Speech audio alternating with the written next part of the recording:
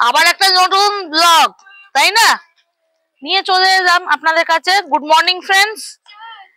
এই যে হাপ্পু সব বন্ধুদের মানে শ্রেয়ানকে আমি ভালোবেসে হাপ্পু ডাকি। শ্রেয়ানের ডাক নাম এমনিতে অর্জুন, কিন্তু অর্জুন নামটা মনে হয় ভুলেই গেছে সবাই। খুব কম লোকেই জানে যে শ্রেয়ানের ডাক অর্জুন।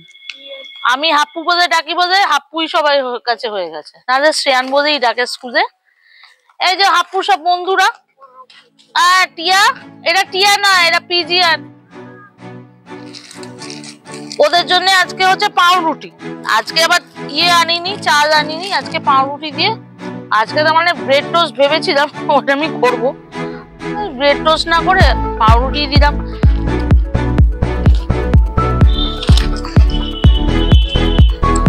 ভালো লাগে পায়রাদের খাওয়াতে।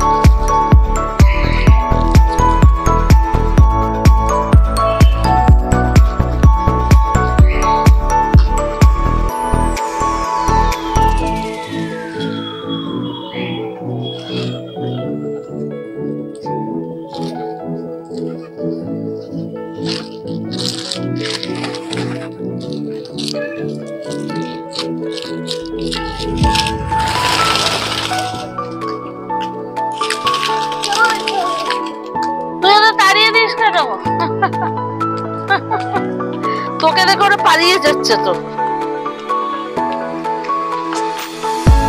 ওরা টিয়া না।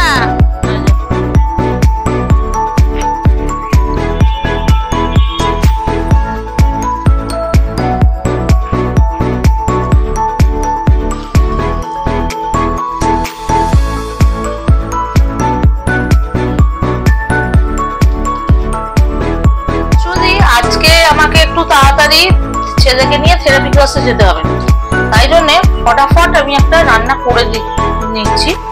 আপনারা একটু দেখা যাক। বিটরুট, এটা তো আপনারা সবাই জানেন, এইটা দিয়ে আমি একটা রান্না করি। এটা ছেলের পক্ষে, সবার পক্ষেই ভালো, মানে যে কোনো মানুষের পক্ষেই ভালো। এটাতে একটু হিমোগ্লোবিন বেশি হয়, রক্তটা বেশি হবে, তাই এটা দিয়ে আমি একটা রান্না করছি। যেহেতু তাড়াতাড়ি যেতে হবে, আমি এমনিও আপনাদের বলেছি আমি একটু প্রেসার কুকারে রান্না করতে হয়, কারণ ছেলের জন্য। এইটা আমি একটু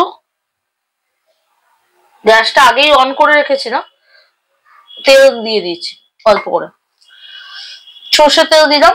আপনারা সাদা তেলও করতে পারেন, কোনো অসুবিধা নেই। তেলটা একটু গরম হয়ে যাক। এখানে আমি বিটরুট, আলু, তারপরে হচ্ছে পেঁয়াজ, একটা লঙ্কা দিয়েছি। আপনারা এর থেকে বেশি লঙ্কা দিতে পারেন, আমার ছেলে বেশি লঙ্কা তো আমি দিই না, একটা দুটো। আর এখানে তো আমার জিঞ্জার গার্লিক পেস্ট আমি আগেই করে রাখি, ওটা আমি আপনাদের দেখাবো। সবসময় একটা আগে থেকে আমি রান্না করে রাখছি আয়োজন। 2-3 দিনের পেস্ট আমি একবারে করে রাখি, কারণ আমার সকালবেলা রান্না করতে সুবিধে হয়, নাহলে তখন পেস্ট বানিয়ে করাটা একটু অসুবিধেই হয়ে যাচ্ছে। তেলটা প্রায় গরমের দিকে এসে গেছে।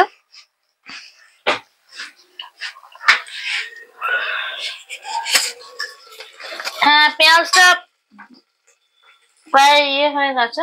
এবার আমি বিটরুট আর আলু দুটো একসঙ্গেই দিয়ে দিচ্ছি।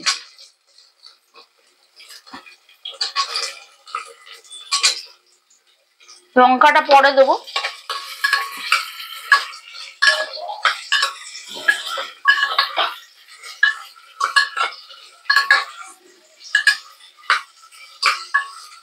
সেন্টটা ভালোই বেরিয়েছে। এটা একটু ফ্রাই করতে হবে। এর মধ্যে আপনাকে হলুদ, জিরে গুঁড়ো, নর্মাল যে জিনিসগুলো থাকে সেগুলোই দেবেন। চিনি তো আমি অলরেডি দিয়ে দিয়েছি। আমি একটু লবণ, হলুদ, জিরে গুঁড়ো দিচ্ছি।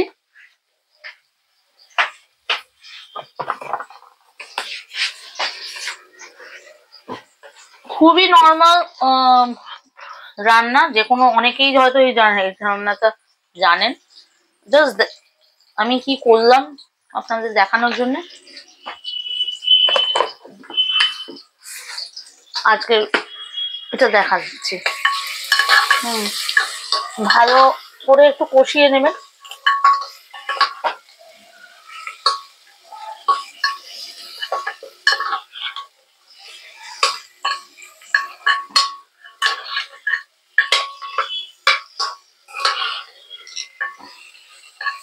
এই রান্নাটা কিন্তু ছোটদের জন্য খুব ভালো। এই যে একটা কাঁচা লঙ্কা দিলাম আমি,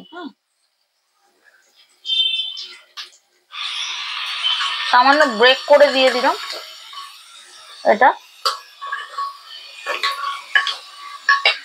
এবার একটু লবণ দেব আন্দাজ মতো, আপনারা কতটা খান না খান। আমি একটু লবণ কমই খাই, আমার আবার প্রেশারের প্রবলেম আছে তো। ব্যাস, আর একটু নাড়িয়ে নেব। তারপরে যেহেতু এটা প্রেসার কুকারে হচ্ছে, এটা তো বেশিক্ষণ সময় নেবে না, জলটা দিয়ে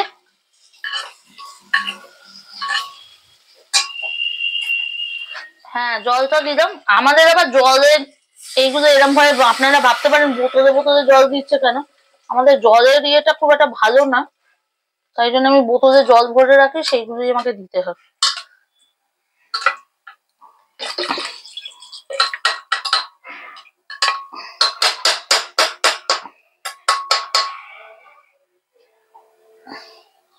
ঠিক আছে,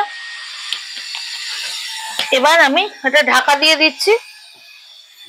প্রেসারে 3 থেকে 4টে সিটি দিলেই এটা হয়ে যাবে। ব্যাস, একদম জমিয়ে খাবেন, খুব ভালো টেস্ট হয় এটা। একটু যদি গোলমরিচ গুঁড়ো পান লাস্টে একটু ছড়িয়ে দিই আমি, আপনাদের দেখিয়ে দেবো। আমাদের এটা হয়ে গেছে। ঠিক আছে, দেখুন নরম হয়ে গেছে, ইজিলি কাটা যাচ্ছে। এবার আপনাদের প্লেটে সাজিয়ে দেখাবো যে কিরম লাগছে। খুব সুন্দর গন্ধ। আপনার নামানোর আগে আমি একটু যদি গোলমরিচ গুঁড়ো আমি দিয়ে দেবো, আপনারাও দিতে পারেন, যদি মনে হয় দেবেন, যদি না মনে হয় দেবেন না, অল্প একটু, টেস্টটা আরো বেটার হয়। তাহলে বন্ধুরা আমরা রেডি আমার ছেলের খাবারের জন্য। আপনারা ভাবছেন হয়তো এতটুকু ও এর চেয়ে বেশি খেতে পারে না। শিম দেওয়া ডাল করেছিলাম, সেটা আর আপনাদের আলাদা করে দেখায়নি। আলু ভাজা বা আলু সেদ্ধ এরকম তো ওর জন্য একটা লাগেই, জল। আর এটা তো আপনারা দেখতেই পাচ্ছেন, এইটা বিটরুটের সবজিটা তো দেখিয়েছি আপনাদের। এইটাই হচ্ছে আজকে আমার শ্রেয়ানের বা আমার হাফুট লাঞ্চ।